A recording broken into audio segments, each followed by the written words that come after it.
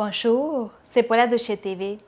Voici les actualités de la semaine pour Chéticamp et alentour. Sur les segments d'aujourd'hui, l'assouplissement de certaines restrictions contre la COVID pour les sports et l'art. Nous vous présentons aussi les faits saillants du dernier comité plénier du comité d'Inverness. Mais d'abord, une alerte à la COVID à Chéticamp.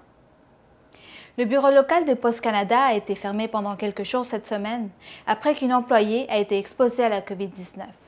Dans un courriel, Post Canada a dit que tous ses employés de Chéticamp ont subi des tests de dépistage et que les résultats étaient négatifs. Lors de la fermeture, le bureau a également été nettoyé. La province prolonge la plupart de ses restrictions contre la COVID jusqu'au 7 février, mais elle en assouplit quelques-unes. À partir du 25 janvier, le nombre de personnes autorisées à participer à des événements sportifs et culturels sans distanciation sociale revient à 50. Pour les sports, les joueurs pourront s'entraîner et participer à des compétitions selon leur horaire régulier, mais des événements qui rassemblent des équipes ou des participants qui ne jouent pas ensemble régulièrement ne seront pas autorisés. Les championnats provinciaux seraient un exemple de ce qui n'est pas permis. La santé publique a travaillé avec Sport Nouvelle-Écosse pour élaborer les détails de cette directive. Vous pouvez visiter leur site web pour obtenir plus de détails sur novascotiasport.ca. Ils ont même préparé un document avec les questions fréquemment posées. Pour les arts et la culture, les performances ne peuvent pas être virtuelles. Tout comme les événements sportifs, les spectateurs en personne ne sont pas permis.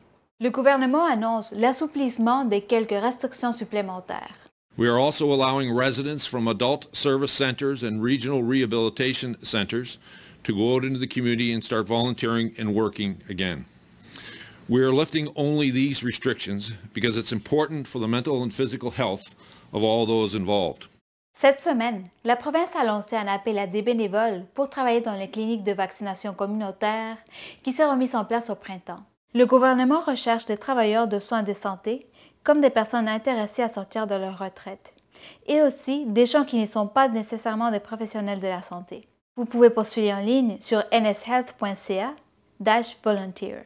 Jeudi, le comté d'Inverness a tenu son comité plénier de janvier. À la différence des réunions mensuelles du conseil, le comité plénier sert à tenir des discussions ouvertes sur des enjeux qui feront l'objet d'un vote lors des réunions du conseil.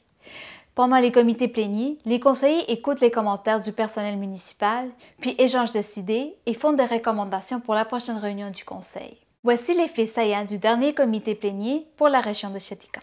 Les conseillers disent avoir reçu des plaintes de partout dans le comté sur des problèmes avec le déneigement.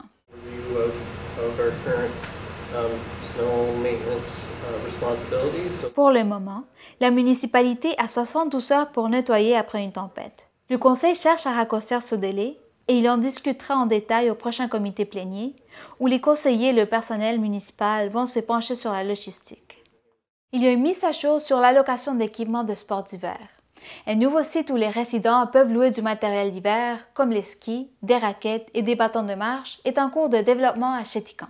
Actuellement, il y a 3 endroits dans le comté où vous pouvez les obtenir, dont Port Hood, Inverness et la bibliothèque de Magret. Voici Charlotte McDonald, directrice des loisirs, qui nous donne plus de détails. We're dependent on funding. We receive funding through the sports fund. Project in order to get equipment, some of the equipment that we're ordering to expand that inventory. So we have most recently received as of last week, received the approval for that funding, and the funding is, now that we know that it's approved, we'll move forward with that order. Il n'y a pas encore de date d'ouverture confirmée pour le site de Chéticamp.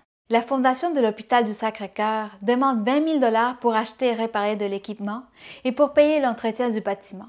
Reviewing the scope, timing of the planned work, because the work isn't planned till next fiscal year.